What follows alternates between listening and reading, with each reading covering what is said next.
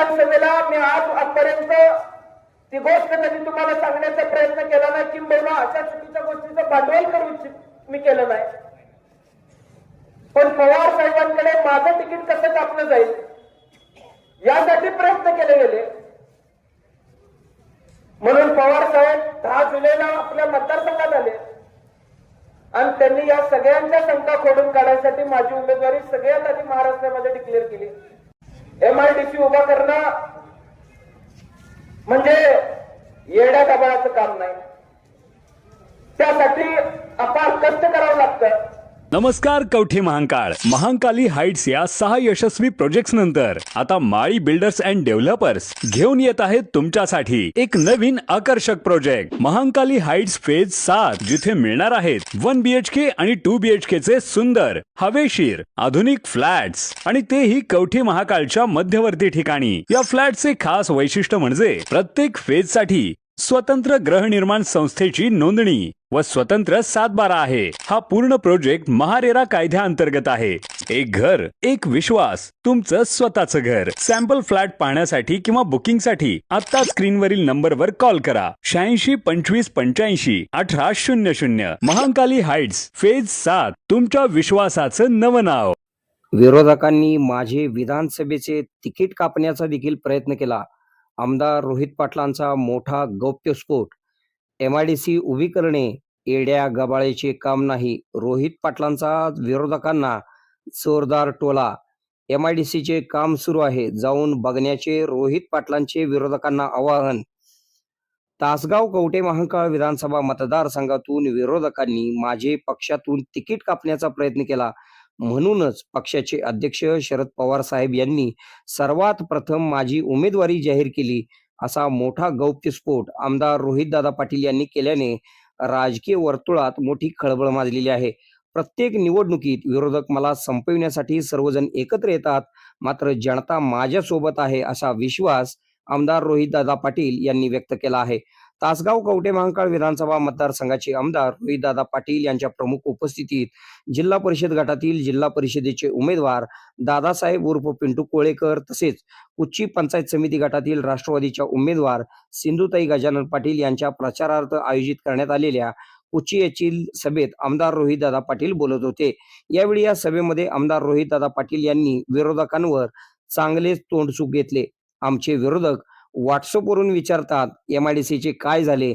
यावर बोलताना आमदार रोहितदादा पाटील म्हणाले, MIDCचे काम सुरू आहे. MIDC मध्ये महत्वाच्या कंपन्या आणण्यासाठी माझा प्रयत्न आहे.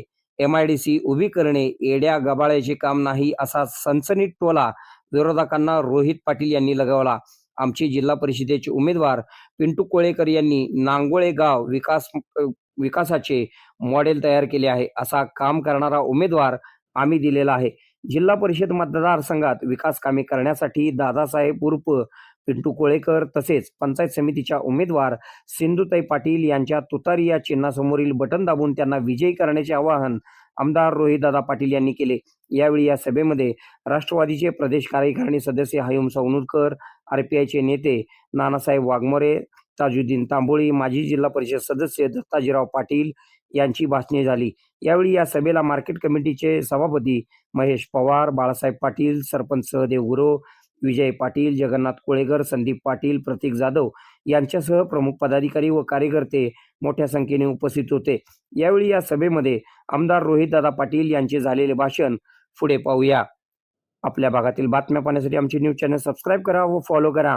मुख्य संपादक Kunal Kothavale, KK Marathi news network. मी आजच्या सभेच्या सुरुवातीला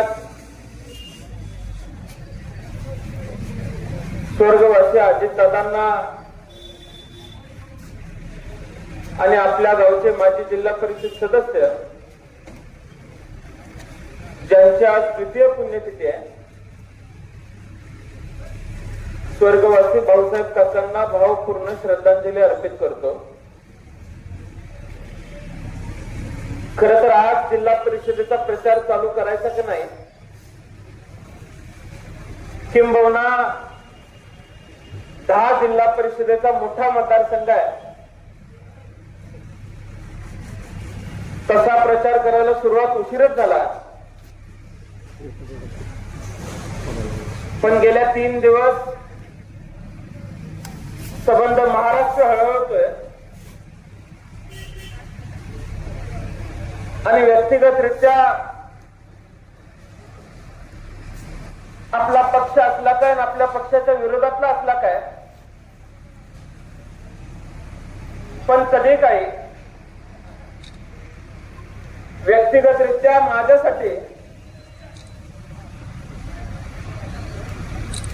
ज्यांनी रात्रीचा दिवस केला, आपलं कुटुंब कुठेतरी पडझड होताना दिसतेय, त्यावेळेस आपल्यासाठी स्वतः उभा राहण्याची भूमिका ज्यांनी घेतली त्या अजितदादा आपल्यातून गेल्यानंतर या सगळ्याची सुरुवात करायची का नाही हा प्रश्न आमच्या सर्वांसमोर होता.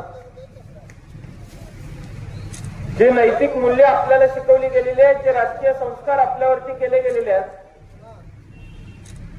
या सगळ्याच्या चौकटीत हे बसत नाही. म्हणून तालुक्यातल्या सर्व ज्येष्ठ पदाधिकाऱ्यांनी सर्वानुमते आम्ही सर्वांनी निर्णय घेतला की दादांच्या सावडण्याचा कार्यक्रम झाल्याशिवाय आपण प्रचाराची सुरुवात करायची नाही. कारण एखादा नेता घडवायचा म्हणला तर 20-20, 25-25 वर्ष घडणाऱ्यांची सुद्धा जातात आणि घडवणाऱ्यांची सुद्धा जातात. ग्रामीण भाग समजून घ्यायचा म्हणला, त्या भागातले प्रश्न समजून घ्यायचे म्हणले आणि विरोधातनं सत्तेत बसून पुन्हा सत्तेत गेल्यानंतर लोकांचे प्रश्न सोडवायचे म्हणले तर या मागे लोटणारा काळ हा 20-25 वर्षांचा असतो. आणि अचानक केलं की अनेकांच्या अपेक्षा असतात, अनेक कामं असतात,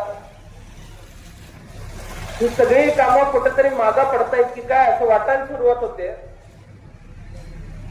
एका महत्वाच्या पदावरती काम करत असताना अनेक महत्वाचे निर्णय असतात, पण ते निर्णय कुठेतरी मागं पडतायत की काय असं वाटत असताना एखादा प्रमुख माणूस कुटुंब प्रमुख जाणं या मागच्या वेदना संवेदना काय आहेत याची जाणीव मला निश्चितपणाने आहे. गेली 3 दिवस रोज पहाटे 5ला इथून बारामतीला जायचं, पुन्हा दुपारनंतर इकडे परत यायचं आणि परत भेटीगाठी करायच्या.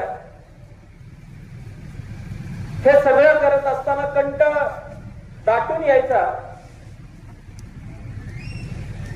की वडिलांनंतर वडिलांचे छत्र हरवल्यानंतर वडिलांपेक्षा पशुबळी कमी नाही असा माणूस हरवल्याचं दुःख माझ्यासारख्याच्या मनात त्या ठिकाणी होतं. पण पक्षानेच आदेश दिला की आपण दिलेल्या उमेदवारांचा प्रचार जोमाने चालू करूया. उद्या भविष्यामध्ये काय निर्णय होतील याकडे लक्ष न देता राष्ट्रवादी परिवार म्हणून आपण आपल्या पक्षाचे उमेदवार निवडून आणण्याची नैतिक जबाबदारी आपल्या शिरावरती घेतलं पाहिजे असे पक्षाचेच आदेश आले आणि कामाला लागण्याचे आदेश संबंध कार्यकर्त्यांना या दोन्ही मतदारसंघातले आम्ही दिले. आज राज्यभर जिल्हा परिषदेच्या आणि पंचायत समितीच्या सार्वत्रिक निवडणुका चालू आहेत. घटनेत बदल झाला आणि 71व्या दुरुस्तीनुसार लोकशाहीमध्ये काम करण्याची ताकद ही सर्व पातळ्यांवरती व्यवस्थितपणे वाटप झालं पाहिजे. एखाद्या मतदारसंघाचं लोकप्रतिनिधित्व जर आमदार करत असेल तर सगळीच ताकद आमदाराच्या हातात न राहता कार्यकर्त्यांच्या हातात सुद्धा दिली गेली पाहिजे. या भावनेतून यशवंतराव चव्हाण साहेबांनी सत्तेच्या विकेंद्रीकरणाचा विचार मांडला आणि महाराष्ट्रामध्ये याची अंमलबजावणी केली गेली. आज ज्यावेळेस आपण जिल्हा परिषदेच्या आणि पंचायत समितीच्या निवडणुकांना सामोरं जातोय, चांगली माणसं आपल्या समोर आम्ही उभी केलेली आहेत. मग त्याच्याकडे पैसे किती आहेत या सगळ्या गोष्टींचा निकष न लावता सर्वसामान्य माणसामध्ये आपली माणसं किती आहेत या एकाच गोष्टीचा निकष आम्ही सर्वांनी उमेदवारी देताना लावला. मला आपल्याला सर्वांना सांगू इच्छितो, खरं तर जिल्हा परिषद आणि पंचायत समिती लागल्यापासून आणि उमेदवारी निवडी चालू झाल्यापासून कधी 5 तारखेला असं मला झालं. खरं तर निवडणूक आयोग विरोधी पक्षाचं काहीच ऐकत नाही असं वाटायला लागलं होतं. आता त्याच्यावर विश्वास बसलाय. 5 तारखेला मतदान संपते असं विरोधी पक्षातला आमदार म्हणून मला वाटायला चालू झालं. तोपर्यंत निवडणूक आयोगानं 7 तारीख केली. परिस्थिती इतकी बिकट आहे की देशामध्ये राज्यामध्ये लोकशाही टिकते की नाही अशी परिस्थिती निर्माण झालेली आहे. सत्ताधारी पक्षाला महाराष्ट्रातले मतदार, महाराष्ट्रातला सर्वसामान्य वर्ग पैशाच्या जीवावरती आपण विकत घेऊ शकतो असं वाटणारा काळ तयार चालू झालाय. कुठलीही निवडणूक आली तर भरमसाठ पैसे वाटायचे आणि ती निवडणूक जिंकायचं असं सूत्रच कदाचित महाराष्ट्रामध्ये चालू झालेलं आहे.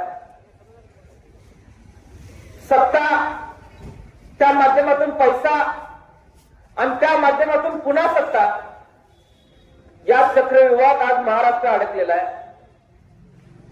आणि यातून आपण एक वेगळी ओळख निर्माण केली पाहिजे.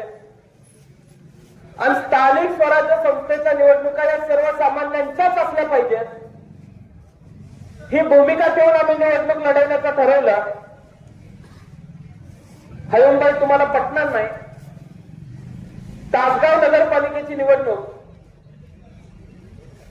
आम्ही आमच्या पक्षाचे उमेदवार जर तुम्ही बघितले तर कोणी मसाले दुधाचा गाडा चालवते, कोण बँकेत अजून परमनंट व्हायचा. माझा 11 नंबर वॉर्डातला एक उमेदवार आहे सचिन कांबळे. अर्ज भरण्याच्या दिवशी त्या वॉर्डातल्या सर्व तरुण कार्यकर्त्यांनी इच्छा व्यक्त केली की त्याला उमेदवारी मिळाली पाहिजे. त्याला फोन करून बोलवून घ्या म्हणलं. 3 वाजता पाठीवरती बॅग घेऊन आला. मी त्याच्याकडे वरलं खाली बघितलं. आपल्याला सर्वांना सांगितलं तर पटणार नाही, पण एका सर्वसामान्य घरातून येऊन सुद्धा तो मोठ्या मताधिक्याने निवडून आला. आणि निवडून आल्यानंतर एखाद्या सामान्य कार्यकर्त्याच्या अपेक्षा काय असतात. 10-15 दिवस गेल्यानंतर त्यानं माझी भेट घेतली आणि मला म्हणला, नगरसेवक झाल्यापासून दादा बँकेत सगळी सरळ बोलतात. आपण ह्या निवडणुका सर्वसामान्यांच्या हातात दिल्या पाहिजे. स्थानिक स्वराज्य संस्थेची कुठलीही निवडणूक असो, आज संबंध महाराष्ट्रभर तुम्ही बघताय. नगराध्यक्ष पदासाठी आमदाराची बायको उभी आहे, आई उभी आहे. जिल्हा परिषदेची निवडणूक लागली, नेत्यांच्या मंडळी उभे आहेत, नेत्यांची मुलं उभी आहेत. पंचायत समितीची निवडणूक लागली, महाराष्ट्रामध्ये बऱ्याच ठिकाणी मंत्र्यांची मुलं उभी आहेत पंचायत समितीच्या निवडणुकीला. आज आपल्या मतदारसंघामध्ये सुद्धा आपलं अस्तित्व धोक्यात येत आहे म्हणल्यावर काही लोक कसा पडून सांगत होते की या पुढच्या काळातल्या स्थानिक स्वराज्य संस्थेच्या निवडणुका या कार्यकर्त्यांसाठी तन मन धन लावून लढवायची तयारी आहे. निवडणुका लागल्या, कुणी आपल्या सुनेसाठी प्रयत्न चालू केले, कुणी आपल्या मुलासाठी प्रयत्न चालू केले. सामान्य लोकांच्या हातात सत्ता द्यायची नाही हे एकच सूत्र समोरच्या लोकांचं आहे. माझ्या मात्र उमेदवारी आपण बघितल्या, तर जी लोक सर्वसामान्य लोकांच्या मध्ये राहतात, कामं करतात, अशाच लोकांना उमेदवार म्हणून मी तुमच्या समोर उभा केलेला आहे. आज आपले जिल्हा परिषद सदस्य, जिल्हा परिषद पदाचे उमेदवार असतील आणि पंचायत समिती गणाचे उमेदवार असतील. खरं तर मी दादासाहेब कोळेकरांचं मनापासून अभिनंदन करेन की काय होता, ज्या गावातून ते येतात त्या गावाची चेष्टा संबंध तालुक्यामध्ये केली जायची. पण आज आमचं गाव नांगोळ्यासारखं झालं पाहिजे असं विकासाचं मॉडेल त्यांनी नांगोळ्यामध्ये तयार केलं. म्हणून आम्ही जिल्हा परिषदेचा उमेदवार काम करणारा असला पाहिजे, लोकांसाठी वेळ देणारा असला पाहिजे, वेगवेगळ्या योजना राबवणारा असला पाहिजे, असा उमेदवार आपल्या सर्वांसमोर जिल्हा परिषदेचा म्हणून दिलेला आहे. पंचायत समितीचा उमेदवार आम्ही सिंधू काकींना आपल्या सर्वांसमोर दिलोय. पांडू तात्यांपासून आज अखेर राजकारणाचा वसा असेल, विकासाचा वसा असेल, कामं कशी करायची असतात याचा एकूण अभ्यास या सर्व लोकांना आपल्या समोर आहे. कुच्ची गणातल्या मला सर्व लोकांना सांगायचं आहे की तुम्ही पंचायत समितीचा उमेदवार नाही निवडायचा आहे, तुम्ही कवठे मंकाळ तालुक्याच्या पंचायत समितीचा पुढचा सभापती कोण व्हायला पाहिजे हे निवडायचं आहे. आणि त्यासाठी तुम्ही सर्वांनी मतदान करण्याची आवश्यकता आहे. मला आपल्याला सर्वांना सांगायचं आहे, विधानसभेला कामं झाली पाहिजेत म्हणून एका तरुण उमत्या मुलावरती तुम्ही विश्वास ठेवला. या मतदारसंघातल्या माता भगिनींनी, या मतदारसंघातल्या जुन्या जाणत्या लोकांनी आपल्या घरातला मुलगा उभारलाय. या भावनेनं मला मतदान केलं. तरुणांच्या अपेक्षा होत्या, MIDC झाली पाहिजे, रस्ते झाले पाहिजे, पाणी सुनियोजित आलं पाहिजे. या भागातल्या शेतकऱ्यांची अपेक्षा होती, वीज व्यवस्थित आली पाहिजे. गेल्या वर्षभरामध्ये राज्याची परिस्थिती बघितली तर जुनी देयकं दिली नाहीत म्हणून कॉन्ट्रॅक्टर आत्महत्या करतायत अशी परिस्थिती निर्माण झाली. आपण विरोधी पक्षात आहे, पण तरी सुद्धा आपल्या तालुक्याला कुठल्याही पद्धतीचा निधी कमी पडणार नाही याची खात्री आम्ही गेली वर्षभर केली. आज काही व्हॉट्सअपवर जन्मलेले आहेत, फक्त व्हॉट्सअपवरती टाकायचं MIDCचं काय झालं. मी त्यांना सांगू इच्छितो आणि त्यांच्या नेत्यांनाही सांगू इच्छितो की गेल्या वर्षभरामध्ये तुम्हाला जर मने राजुरीच्या आणि योगेवाडीच्या माळावरती जायला वेळ मिळाला नसेल तर या तालुक्याचं लोकप्रतिनिधित्व करण्याचं स्वप्न तुम्ही कायमचं सोडून दिलं पाहिजे. आज तिथं रस्त्यांची कामं चालू आहेत, आज तिथं प्लॉट पाडले गेलेले आहेत, काही महत्वाच्या कंपन्यांशी आम्ही करार करतोय. 29 तारखेला टाटा कंपनी आपल्या मतदारसंघामध्ये MOU करायला येणार होती. आदरणीय दादांचं निधन झाल्यामुळे मी त्यांच्याकडे पुढची तारीख मागितली. 6 तारीख पुढची आम्हाला त्यांनी दिलेली आहे. महत्वाच्या कंपन्या आपल्या मतदारसंघामध्ये असून या मतदारसंघातला बेरोजगारी कायमची नायनाट करायची हे स्वप्न आम्ही उराशी बाळगलेलं आहे. पण काही लोकांना असं वाटतंय की गेल्या वर्षभरामध्ये काय झालं. आता यांच्या मते रोहित पाटील आमदार झाला म्हणजे दुसऱ्या दिवशी उठून डबे घेऊन मनेराजुरीच्या माळावर गेलं पाहिजे आणि महिन्याभराचा पगार घेऊन परत घरी आलं पाहिजे. MIDC उभा करणं म्हणजे येड्या गबाळाचं काम नाही. त्यासाठी अपार कष्ट करावं लागतं. गेल्या वर्षभरामध्ये अनेक उद्योगपत्यांच्या, अनेक अधिकाऱ्यांच्या आम्ही भेटी घेतल्या. 18 कोटी रुपये तिथल्या रस्त्यांसाठी मंजूर केले. पुढच्या टप्प्यामध्ये 40 कोटी रुपये आपण येत्या पुढच्या महिन्यामध्ये मंजूर करतोय. तिथं नव्यानं कामं चालू होत आहेत. खरं तर गर्भधारणा व्हायला सुद्धा 9 महिन्याचा काळ जावा लागतो. आज वर्षभरामध्ये तालुक्याचा कॅलिफोर्निया झाला पाहिजे अशी अपेक्षा माझ्याकडून व्यक्त केली जाते. मी तुम्हाला सर्वांना एक गोष्ट आश्वस्त करू इच्छितो की तुम्ही मला वेळ द्या. निश्चितपणाने या तालुक्याचा नंदनवन केल्याशिवाय मी सुद्धा स्वस्थ बसणार नाही हा शब्द मला तुम्हाला सर्वांना द्यायचा आहे. माझा आग्रह होता की सुरुवात कुच्चीपासून करायचा. अनेक लोकांना कल्पना असेल नसेल, पण विधानसभेच्या प्रचाराची सुरुवात सुद्धा कुच्चीपासूनच आपण केली. आम्ही आबांच्या पुण्यतिथी निमित्त कीर्तनाचा महत्वाचा सोहळा पार पाडला. त्या सोहळ्याची सुरुवात सुद्धा कुच्चीपासून केली. पिंटू भाऊ, मी जर कुच्चीपासून सुरुवात केली तर सबंध मतदारसंघ मला पुन्हा कधीच थांबून देत नाही. अशा पद्धतीनं आजपर्यंत या भागानं, या तालुक्यानं मला साथ दिलेली आहे. आज अनेक लोक सांगतायत की समोर सगळे एकत्र आलेले आहेत. खरं तर अलीकडच्या काळामध्ये मला या सगळ्या गोष्टींची भीती वाटायची कमी झालेली आहे. प्रत्येक निवडणूक 2022 ला झालेली नगरपंचायत, त्यानंतर बाजार समिती, त्यानंतर बँकेची निवडणूक, माझ्या विधानसभेला मी आजपर्यंत ती गोष्ट कधी तुम्हाला सांगण्याचा प्रयत्न केला नाही, किंबहुना अशा चुकीच्या गोष्टीचं भांडवल करू इच्छित मी केलं नाही. पण पवार साहेबांकडे माझं तिकीट कसं कापलं जाईल यासाठी प्रयत्न केले गेले. म्हणून पवार साहेब 10 जुलैला आपल्या मतदारसंघात आले आणि त्यांनी या सगळ्यांच्या शंका खोडून काढण्यासाठी माझी उमेदवारी सगळ्यात आधी महाराष्ट्रामध्ये डिक्लेअर केली. तो विश्वास आपल्या नेत्यानं आपल्यावरती टाकलेला आहे. आज दादा हयात नाही, पण मला अभिमान आहे की तुमचा माणूस तुमचा लोकप्रतिनिधी म्हणून काम करत असताना गेल्या वर्षभरामध्ये अनेक आमिष मला आली. मुख्य प्रतोद पक्षाचा काय असतो हे माहीत नसताना सुद्धा पक्षाचे 10 आमदार बसले होते. मुख्य प्रतोद कुणाला करायची अशी चर्चा चालू झाली. पवार साहेबांनी पहिलं नाव घेतलं, रोहित पाटील मुख्य प्रतोद असतील. बऱ्याच लोकांना कुतूहल वाटलं. काही लोक म्हणले की मुख्य प्रतोदाला वेगवेगळ्या पक्षातल्या लोकांशी बोलावं लागतं, रोहितला ते जमेल का, पहिली टर्म आहे. नेमकं मुख्य प्रतोदाचं काम काय असतं हेही मला बसल्या बसल्या माहित नव्हतं.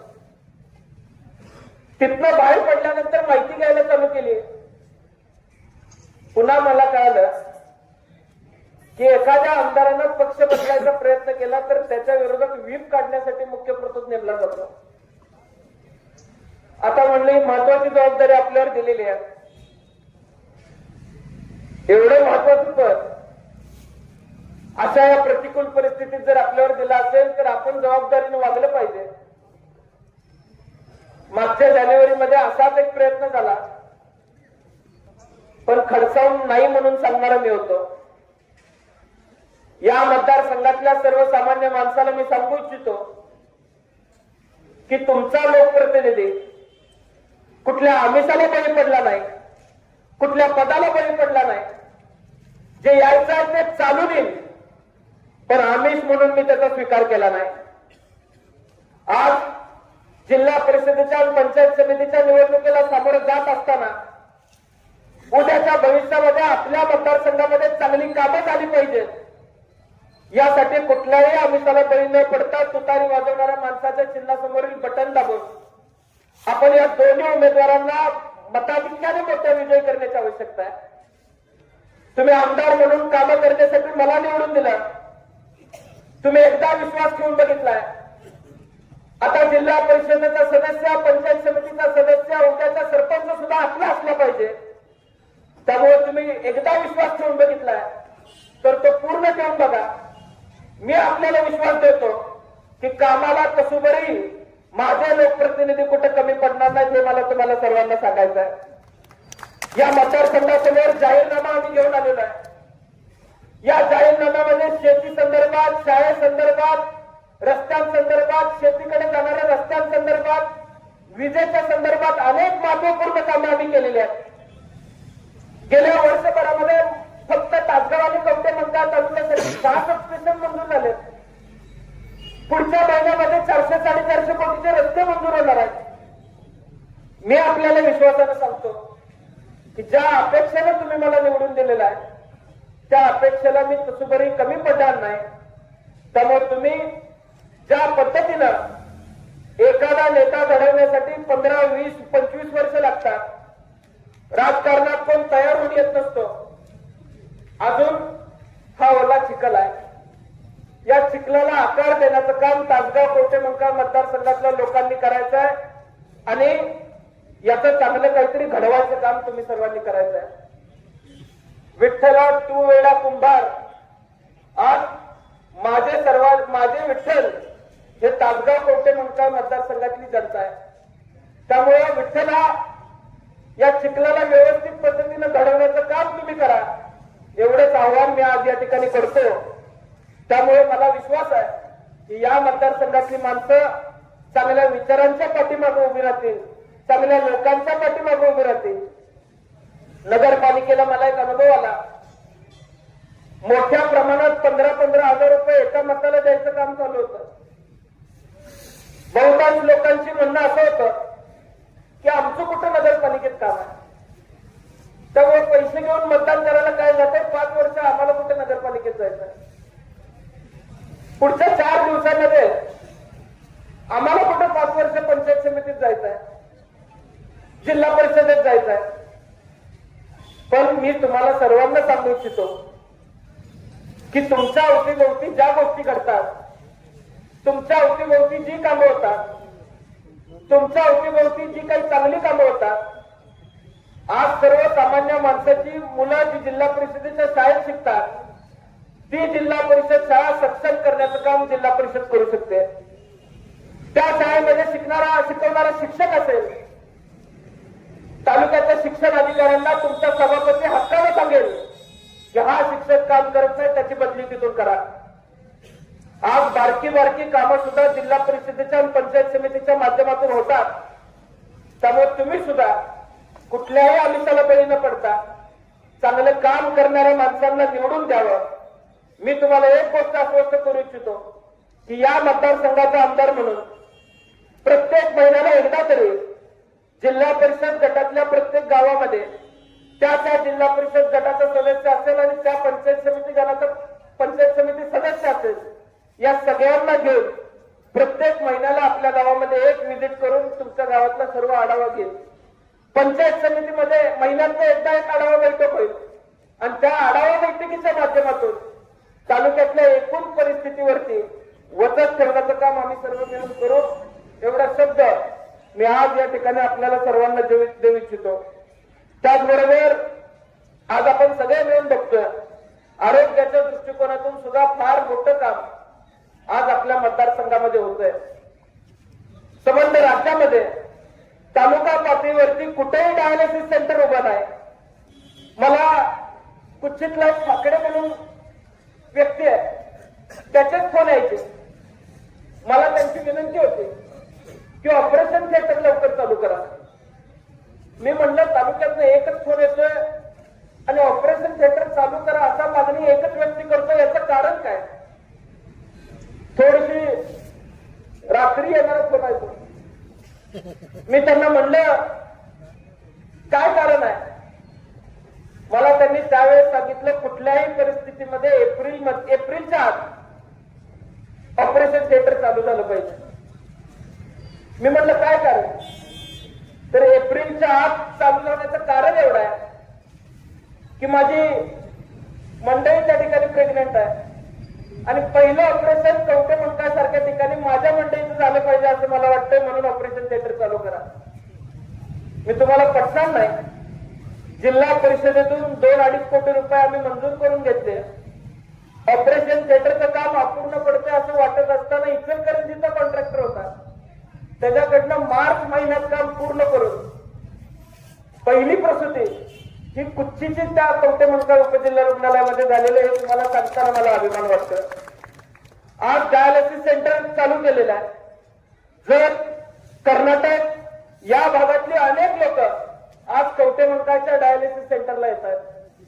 आज मगाशी दिंडी गेली, मोठ्या प्रमाणात वारकरी आपल्या हायवेवरून जातात. अनेक वेळेला अपघात घडलेले आहेत, राहायची सोय होत नाही अशा तक्रारी आलेल्या आहेत.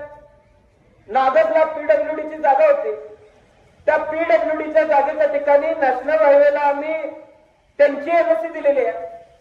तिथं आपण मोठं कीर्तन भवन उभारतोय, मंगल कार्यालय उभारतोय.